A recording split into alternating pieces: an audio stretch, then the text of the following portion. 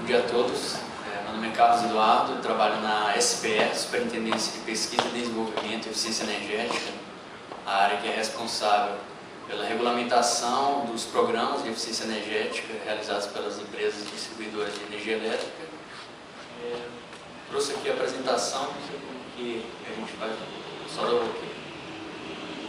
Bom, primeiro eu gostaria de agradecer o convite, do Conselho de Consumidores da Eletropaulo, dizer que a ANEEL tem todo o interesse de participar em fóruns desse tipo, seja para divulgar o programa, o recurso, que se trata de um recurso público de abrangência nacional e sai da tarifa do consumidor, então merece ser divulgado seus resultados, uma prestação de contas à sociedade. E para aqueles que não conhecem o programa, apresentar as principais características, a introdução do histórico, desde quando foi surgida essa obrigação. Em seguida, eu vou apresentar os investimentos e resultados até o momento, em termos de economia de energia, de redução de demanda na ponta, que são os principais benefícios desse tipo de programa, em termos energéticos. E vou terminar a apresentação apresentando as novas oportunidades com a publicação da última regulamentação, publicada em 2013, com a publicação do PROPE, que são os procedimentos do Programa de Eficiência Energética.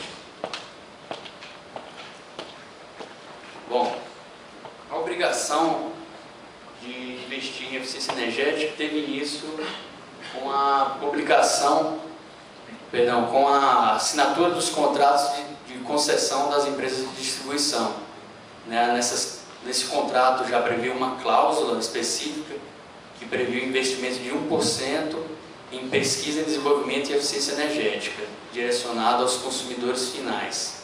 Então, após aquele período de privatização, algumas empresas as primeiras empresas que assinavam os contratos de concessão passavam a ter essa obrigação. Então, em 2000, foi publicada a Lei Federal 9991 e estendeu essa obrigação a todas as empresas de distribuição de energia elétrica. Então, não apenas mais aquelas que tinham obrigação no contrato de concessão. Essa lei estendeu a obrigação a todas as empresas do setor. No caso da eficiência energética, essa obrigação se restringe apenas às distribuidoras. Já o P&D, e é um assunto mais amplo, ela se estende às empresas de transmissão e também de geração. O percentual sempre somou 1%, tanto P&D como eficiência energética. Ao longo dos anos, esse percentual foi sendo modificado, foi sendo alterado. Carlos, dá licença um instantinho. Eu estou sendo aqui consultada pela Georgia, dá a oportunidade de nós da mesa sentarmos. Por favor, então convido o pessoal da mesa, porque não tem como ver a vontade de cada um. Por favor. Descer, fica mais fácil. Senão vai ficar todo mundo com torcicolo. Verdade. Até porque são não deixar o sozinho, fico eu. Obrigada, Carlos. Agora melhorou, Bom, então, como eu falava, esse percentual sempre somou 1% para aplicação em P&D e eficiência energética.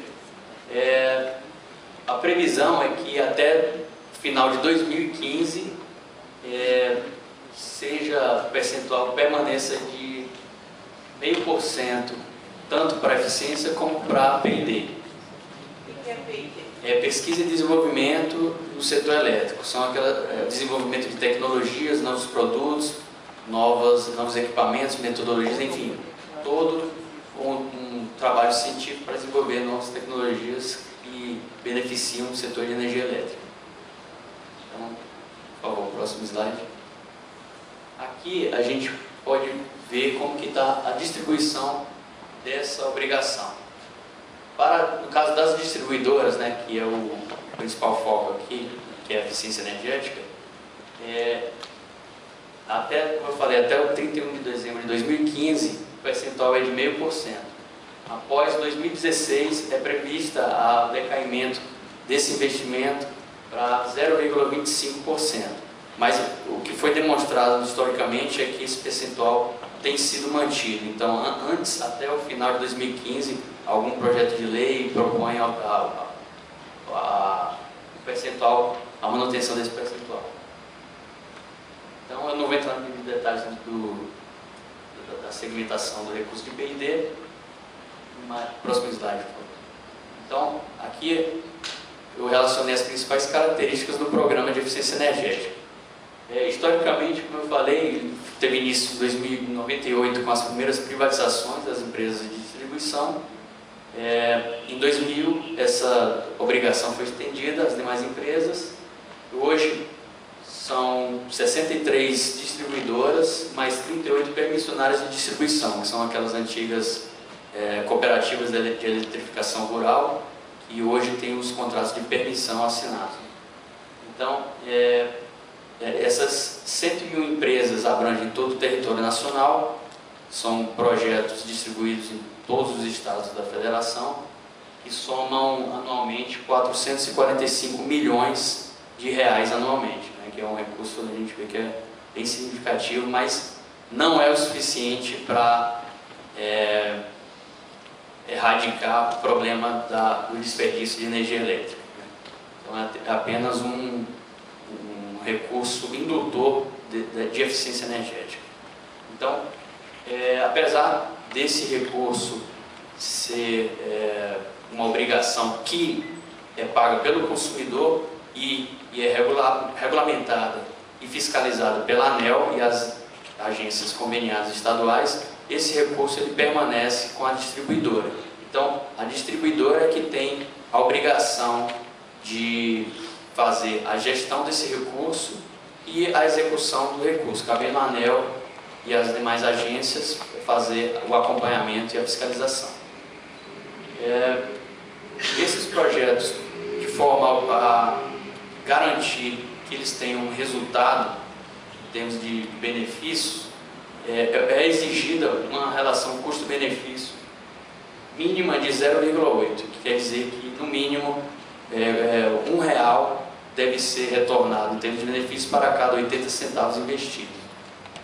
E também, para garantir a confiabilidade desses resultados, todos os projetos obrigatoriamente devem seguir um plano de medição e verificação de resultados baseado no Protocolo Internacional de Medição e Verificação, que é um documento internacional usado como referência para a certificação desses resultados.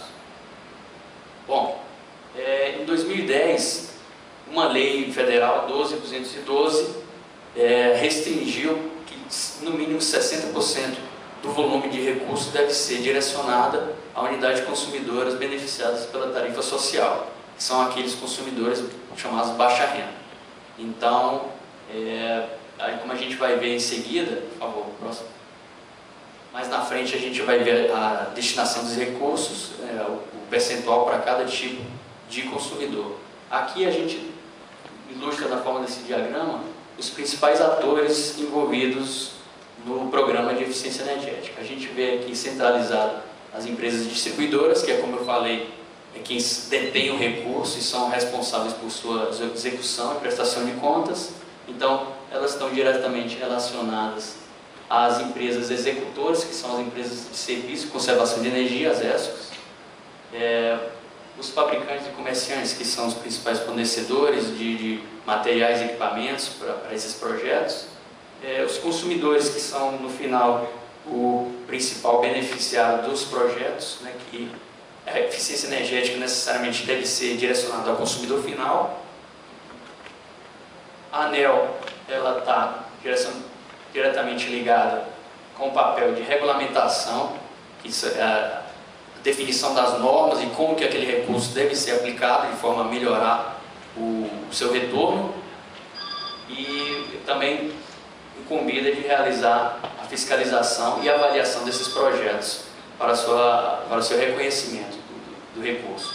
E, juntamente com as agências conveniadas, fazer acompanhamento e a fiscalização. Aqui, como eu falei, a gente vê uma distribuição de 2008 até agora, né, que são os últimos projetos realizados e concluídos. A gente vê, em termos de quantidade de projetos, predominância principalmente nos projetos do poder público e projetos de baixa renda, né?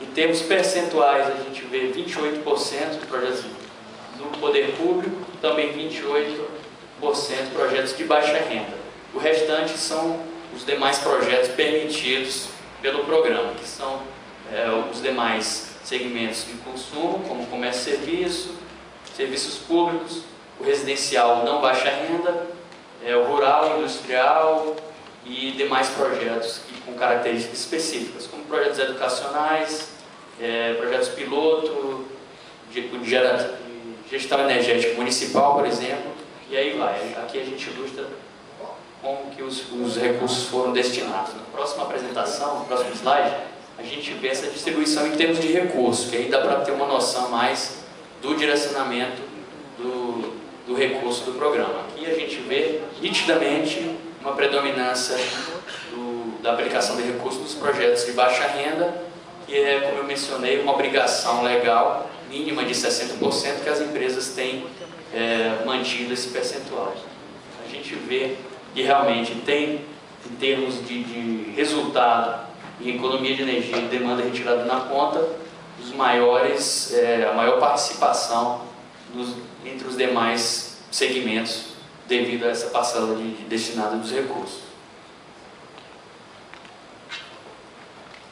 Aqui os resultados globais, totalizando desde o início do programa, né, de 98 contabilizados até março de 2014, a gente vê a aplicação de 5 bilhões e 700 milhões de reais. A gente vê que é um recurso bastante significativo, né, e resultou em valores estimados de 9.100 MWh por ano de energia economizada e uma demanda retirada no horário de ponta de 2.800 kW.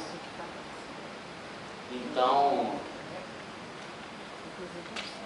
a gente pode estimar, considerando os valores ao longo da duração dos benefícios, né, a gente estima um custo de energia economizada de 104 reais por megawatt-hora. Isso corresponde a um valor atrativo se comparado a outras formas de geração e contribuem para a formação da matriz energética nacional. Então, esse investimento certamente evitou o investimento em novas usinas, em expansão do sistema de transmissão e distribuição. Então, isso é a principal justificativa para a manutenção desse tipo de programa, né, que são esse tipo de benefício. Então, certamente, se não houvesse, haveria uma demanda maior por novas usinas, novos sistemas de expansão maior, que certamente oneraria maior a tarifa.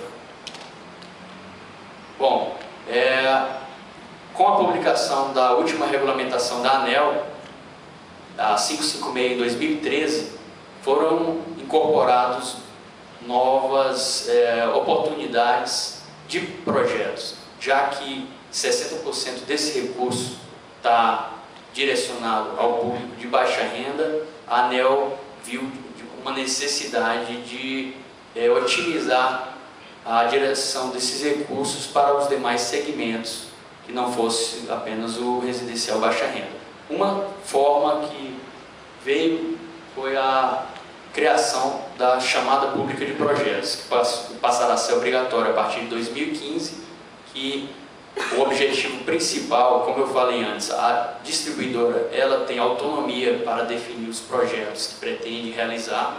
Então, apesar de sempre colher as contribuições dos consumidores, ela tem autonomia de quais projetos pretende desenvolver. Com a chamada pública de projetos, passará a ser um canal aberto para receber propostas da sociedade, tanto de empresas executoras, ESCOs, como os próprios consumidores interessados poderão apresentar propostas dentro de uma série de critérios estabelecidos pela ANEEL, como a relação custo-benefício, capacidade de efeito multiplicador do projeto, a entrada de contrapartida não apenas contando com o recurso do programa, mas complementando com uma contrapartida, a existência de outras ações educacionais que venham a complementar também. Esses serão os principais critérios a serem levados em consideração. Bom, os recursos a entrarem na chamada pública serão de 50% do valor não já reservado ao baixa renda. Então, esse recurso vai ser direcionado aos dois principais segmentos de consumo da distribuidora. Isso porque, dentre todas as empresas de distribuição do Brasil, a gente vê uma variedade de mercado. Entre algumas empresas que têm predominantemente o consumidor residencial, para outras regiões a gente vê uma predominância mais de consumidores industriais, enfim. Essa regra de 50% para as duas maiores classes de consumo foi visando justamente isso, né? Priorizar aqueles maiores potenciais de economia de energia para cada distribuidora. Então, de 2013 até 2015, as empresas de distribuição têm esses 2 anos para realizar suas chamadas públicas experimentais. A gente vê o exemplo de algumas distribuidoras no Sul, por exemplo, que já vem realizando esse tipo de ação, já tem uma certa experiência, e para outras a gente viu a apresentação das primeiras chamadas públicas, e com isso vão ganhando experiência para realizar esse tipo de atuação. Simplesmente não ficar naqueles mesmos projetos que a gente vê que vão sendo repetidos, né? E é isso que a gente espera, a ANEEL espera que todo o processo ganhe uma maior participação da sociedade, né? Com a apresentação de novas propostas, de diferentes propostas e entrada de recursos fora do programa, aumentando a passada de contrapartida e com isso alavancando os recursos de eficiência energética, não simplesmente contando com esse recurso compulsório. Okay? Como eu estava falando, o incentivo à contrapartida ele é muito bem-vindo e o restante do projeto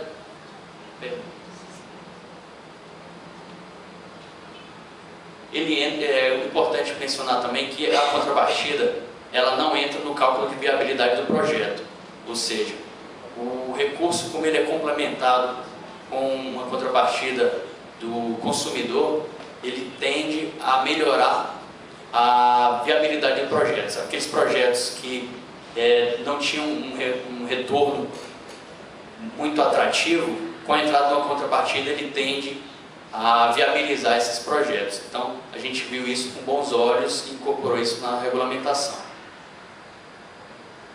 E também tem outra questão também, que é a questão do maior comprometimento do consumidor quando entra com uma parcela de recurso do projeto. Então a gente vê que aqueles resultados em que o recurso é simplesmente doado, não há um comprometimento tanto em termos de resultado, de uso de energia eficiente, como um projeto em que há a contrapartida do consumidor. Então, em que ele é o principal interessado em obter aqueles resultados.